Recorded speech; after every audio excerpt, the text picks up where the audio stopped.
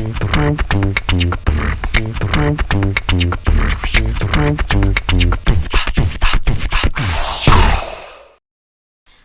selamat sore semuanya. Welcome to iCast, Imaksi Podcast. Halo Sobat Sokes, ketemu lagi nih sama aku yang bakal nemenin kalian beberapa menit ke depan. Berhubung bulan ini kalian tuh bertepatan sama bulan dimana kita merayakan Hari Perempuan Internasional. Sekarang, aku udah ngedatengin narasumber yang benar-benar keren untuk ngebahas tema tersebut. Nah, kita sambut dulu yuk, ada Teh Mirabel. Halo Teh Mirabel. Halo. Gimana Teh Mirabel? Udah makan belum waktu datang ke sini? Kebetulan udah. Gimana kalau misalkan belum makan mau ada konsumsi nggak nih? Ya nggak ada sih, nanti kita minta aja sama yang ngurusnya ya. Kabarnya baik Teh? Baik, alhamdulillah. Pirlo sendiri gimana? Alhamdulillah baik. Nah, kebetulan nih Teteh, kita kan baru aja ngelewatin dimana kita ngerayain Hari Perempuan Internasional di tanggal 8 Maret kemarin. Sekarang aku mau tanya-tanya sedikit nih tentang pendapat Teteh tentang perempuan. Pertama aku mau nanya dulu, menurut Teteh apa sih soal perbedaan gender itu? Oke, perbedaan gender.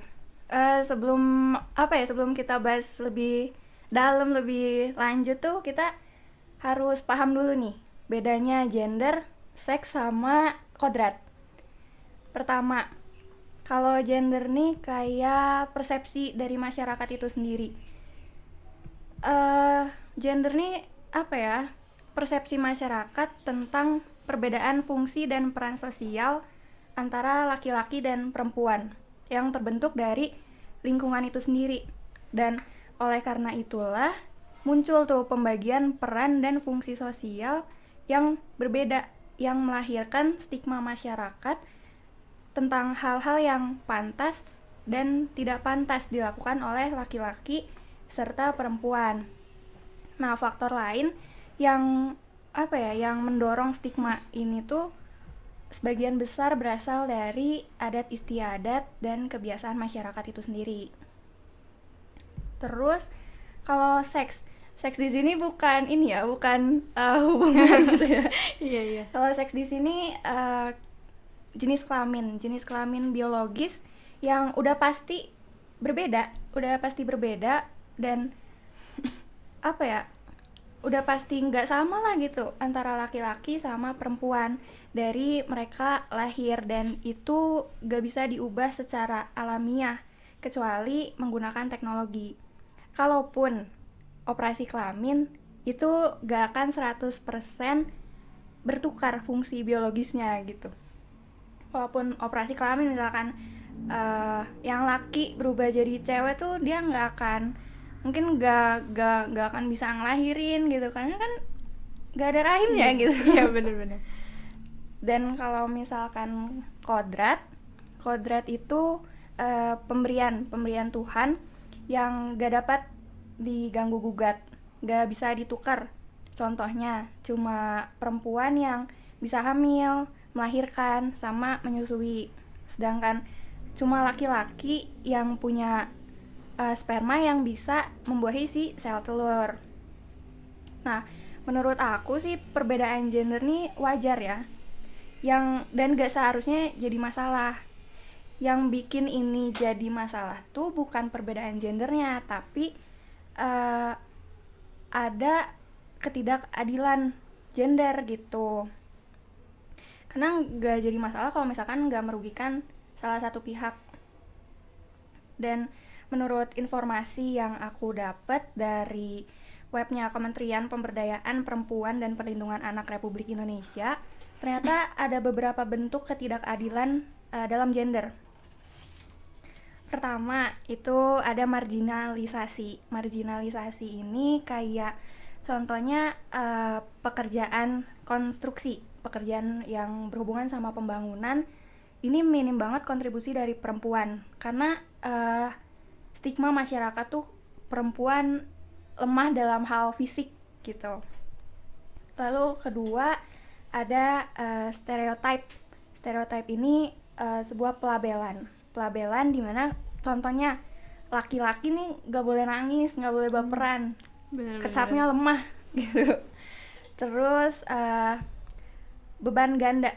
Beban ganda nih kayak pekerjaan rumah tangga plus pekerjaan kantoran. Misalkan wanita karir sama wanita rumah tangga gitu. Itu kan terus nggak ada pembagian beban sama suaminya. Terus selanjutnya violence. Itu kekerasan baik fisik, seksual, bahkan ke psikologis. Terus yang terakhir ada diskriminasi. Diskriminasi ini kayak perempuan gak boleh dan gak harus berpendidikan tinggi karena nanti ujung-ujungnya bakal di dapur. Banyak kan ngedengar kayak gitu. Iya. Sedangkan kalau laki-laki harus tinggi pendidikannya atau gimana. Kayak gitu sih kalau menurut aku. Nah, ternyata dari gender, seks sama kodrat itu ternyata ada beda-beda juga ya. Soalnya mungkin karena aku dari IPA jadi aku belum pernah belajar yang kayak gitu ya. Jadi soalnya aku kira gender tuh sama seks tuh ya sama aja. Kalau laki-laki ya berarti ya yang kayak gitu. Nah, kan tadi ada ketidakadilan dalam gender. Terus menurut Teteh sendiri gimana sih cara buat laki-laki tuh menghormati perempuan tuh kayak gimana? Oke. Ini menghormati perempuan berarti secara luas ya, secara universal berarti kan? Iya. Kalau menurut aku pertama laki-laki ini harus bisa ngontrol emosinya, pandangannya, tata bahasanya. Apalagi kalau misalkan dia lagi marah nih. Kalau misalkan laki-laki lagi marah tuh gak bisa banget dibentak. Oh iya benar. Itu kayak dek gitu, apa ya, kayak gak tahu sih, cuma sakit aja ngedengernya, kayak ngerasa gak dihargain. Terus ngehormatin dalam hal keputusan. Jadi apapun yang kita buat, yang perempuan membuat suatu keputusan tapi ternyata si laki-laki nih nggak setuju atau misalkan berbeda gitu kan, berbeda sama pandangannya, ya ajak diskusi lah bareng-bareng, nggak perlu jadi yang otoriter gitu. Dengan kayak gitu laki-laki nih nunjukin sikap menghormati perempuan. Bener-bener, kadang aku juga kalau misalnya lagi diskusi sama laki-laki, kadang kita baru ngomong aja nggak pernah didengerin ya. Kadang belum ngapa-ngapain udah jangan, dia mah perempuan, padahal kita juga bisa gitu ya. Iya, nggak ada larangan perempuan nggak boleh berpendapat gitu. Iya benar-benar. Terus tadi sempat disinggung sama Teteh kalau ada stereotip di mana perempuan itu cuman boleh bekerja cuman bisa di rumah, di dapur, sampai gak bisa berpendidikan tinggi. Nah, menurut Teteh itu emang cuman perempuan aja ya yang boleh ngerjain pekerjaan rumah tangga? Ya enggak lah.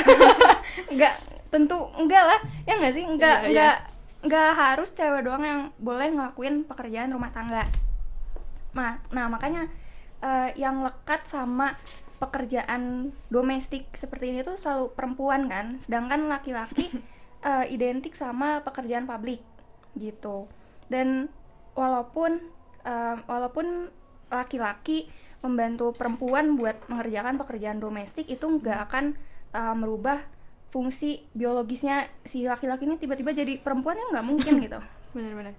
Dan perempuan sama laki-laki ya tadi bisa berbagi peran, bisa berbagi beban, bisa berada dalam spektrum feminitas dan maskulinitas. Kayak ini aja, kalau misalkan lagi ranahnya di rumah tangga, misalkan si istrinya nih udah capek ngurus rumah tangga, sedangkan si suaminya kerja 9 to 5, pulang-pulang kan ya masih ada waktu gitu, ada waktu ya, kenapa nggak ngebantuin istrinya gitu, sedangkan istrinya dari pertama kali melek sampai si suaminya ini pulang tuh masih ngulik sama pekerjaan. Tapi yang dianggap capek cuma laki-laki doang. Iya kan, kayak nggak adil gitu. Bener-bener, kadang sebelnya itu kalau misalnya laki-laki ngerjain pekerjaan rumah tangga disebutnya rajin. Kalau perempuan yang ngerjain ya udah, itu emang haknya kayak gitu. Terus kalau ada laki-laki ngurus anak disebutnya bapak ideal. Padahal perempuan juga kalau ngurus anak berarti ibu ideal. Ini Pilo tahu nggak ada film ini Dunia Terbalik. Oh iya, benar-benar yang istrinya pada pergi semua ya. Itu kan kayak seakan-akan ngasih tunjuk ke masyarakat bahwa itu tuh sesuatu yang aneh gitu. Tapi sesuatu yang aneh dengan judulnya kayak gitu. Iya. Tapi ternyata sebenarnya itu mah emang apa ya? Emang seharusnya kayak gitu. Nggak berupa hal yang tabu atau hal yang Yang gak normal gitu Iya. ya. Itu sesuatu yang normal juga karena laki-laki juga bisa ngurus rumah. Iya gitu. Nah, ada lagi nih Teh, kan sekarang tuh kayak lagi marak banget kayak catcalling atau pelecehan verbal atau fisik. Nah, menurut Teteh tuh gimana sih cara penanganan kasus pelecehan yang ada di Indonesia ini sendiri? Ya, lagi marak banget ya, dan kayak akhir-akhir ini semakin meningkat gitu. Aku mendengarnya juga serem gitu. Kalau menurut aku sendiri, penanganan kasus pelecehan di Indonesia dilihat dari sistem hukum Indonesia belum secara menyeluruh, belum secara sistematis mampu mencegah, melindungi, bahkan memulihkan kesadaran masyarakat akan kekerasan seksual. Di Indonesia memang telah memiliki KUHP atau hukum pidana terkait kekerasan seksual, tapi itu tidak berjalan efektif.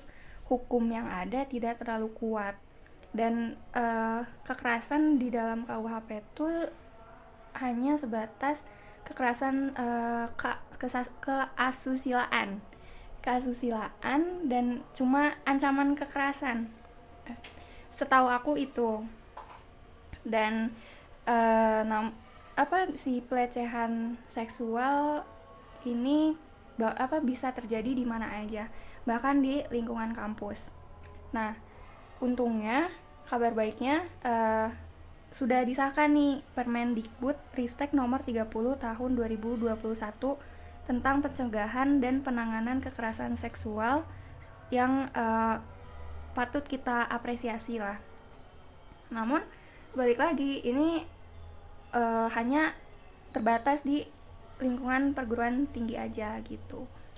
Bener sih Teh, kadang sebenarnya yang bikin hukum ini nggak terlalu jalan tuh kadang karena korban itu terlalu takut buat ngomong. Kadang kayak misal kita tuh udah merasa dilecehkan, terus nanti kalau kita speak up, takutnya orang-orang kayak ih dia abis diapain gitu. Kitanya jadi takut sendiri sampainya jadi kayak si hukum-hukum itu nggak pernah berjalan, sampai si pelakunya juga ya hidup bebas di mana aja. Iya, benar.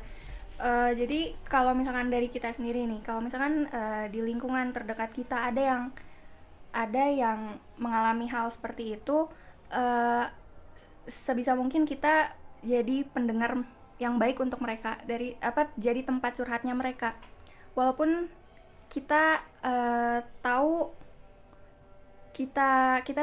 itu hal yang mungkin nggak enak gitu bagi mereka, tapi setidaknya jadi tempat curhat mereka gitu. Itu bisa ngebantu psikologisnya mereka. Karena kebanyakan perempuan yang terkena pelecehan seksual itu jadi kadang kehilangan percayaan dirinya. Terus kehilangan power dari dirinya sendiri gitu. Jadi ya sebisa mungkin tolong bantu mereka gitu, dan jangan memaksakan saran dari diri kita untuk mereka, karena sepenuhnya kita nggak bisa ngerasain apa yang mereka rasain. Iya, benar. Jadi kita tuh tetap kalau ada temen atau siapapun yang di lingkungan kita yang ngalamin pelecehan seksual, kita sebisa mungkin jadi pendorong atau penguat mereka ya Teh ya. Iya, betul. Nah, terakhir nih Teh, menurut Teteh, perempuan yang kerja itu benar atau salah? Benar atau salahnya gak bisa dibilang, tapi menurut aku itu bagus sih. Kalau perempuan yang bekerja menurut aku bagus, dan gak ada yang salah dengan perempuan yang bekerja. Malahan perempuan yang bekerja ini udah nunjukin satu effort dia supaya dia bisa jadi perempuan yang mandiri, yang bisa berdiri di kakinya sendiri. Dengan begitu dia nih bisa lebih menghargai setiap bulir keringat yang keluar gitu. Bulir keringat yang keluar sebagai kayak saksi dalam dia survive di dunia ini. Dan apalagi kalau misalkan tujuan mereka bekerja itu untuk membantu suami, itu menurut aku patut diapresiasi juga, karena nggak gampang loh seorang perempuan yang udah berkeluarga, apalagi yang udah punya anak, supaya bisa bagi waktunya bisa jadi istri yang baik, ibu yang baik, bahkan dia juga harus jadi dirinya sendiri yang baik itu menurut versi dia. Karena kan mau gimana pun diri kita punya kita sendiri. Iya benar. Dan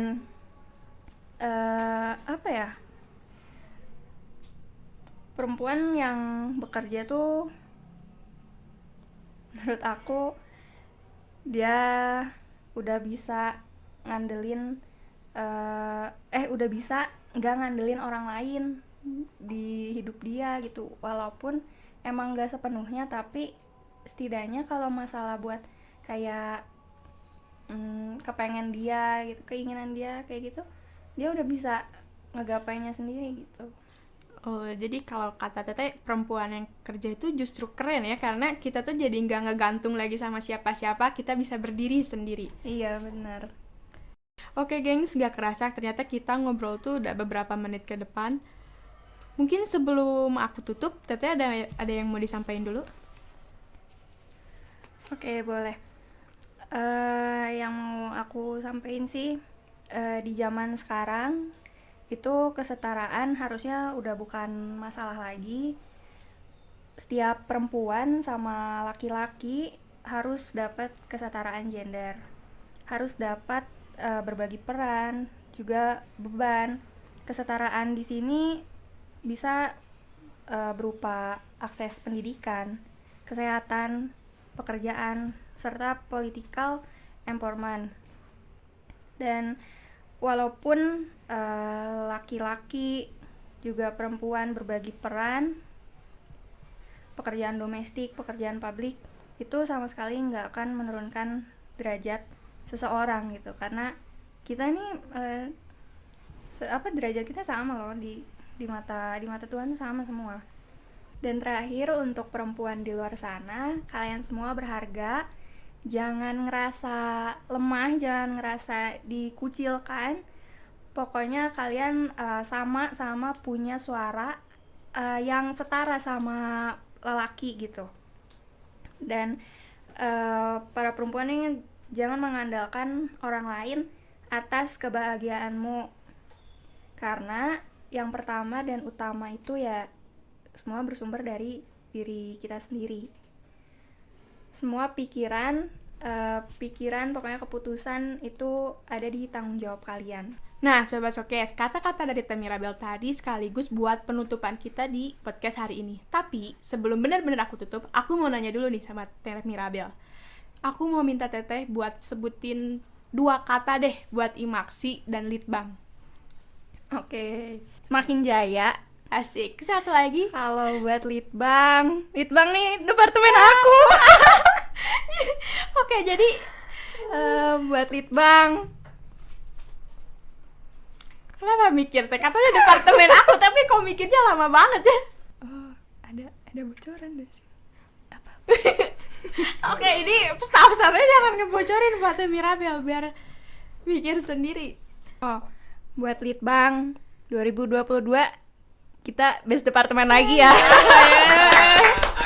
Oke deh. Berarti menurut Teteh, Litbang ini 2022 bakal jadi best departemen ya? Iyalah. Tapi jangan seneng dulu karena nanti PSDO bakal nyusul kalian. Tidak bisa. Nah, gak kerasa sekarang kita waktunya buat undur suara, tapi jangan sedih karena kita bakal balik lagi. Jadi kalian harus stay tune di IG, YouTube, Spotify Imaksi yang bakal kita taruh di kolom deskripsi. Kalau gitu, dadah semuanya. Dadah, sampai jumpa. Sampai jumpa lagi.